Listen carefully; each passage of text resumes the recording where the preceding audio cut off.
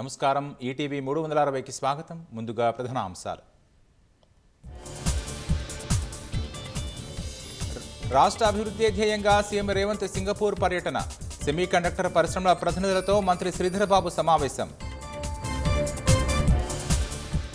Formula ఈ car race కేసులో కొనసాగుతున్న ఏసీబీ విచారణ. హాజరు కానున్న ఏస్ నెక్స్ట్ జెన్ గ్రీన్కో ప్రతినిధులు.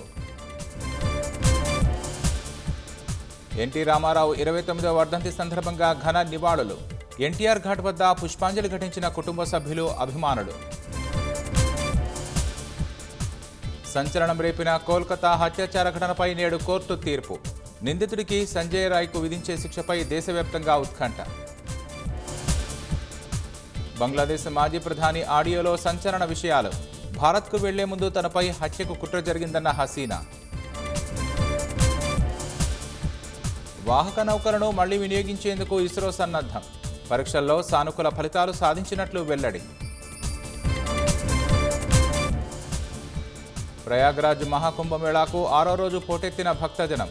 ఇప్పటికే త్రివేణి సంగమంలో 7 కోట్లకు పైగా భక్తుల పుణ్య స్నానాలు.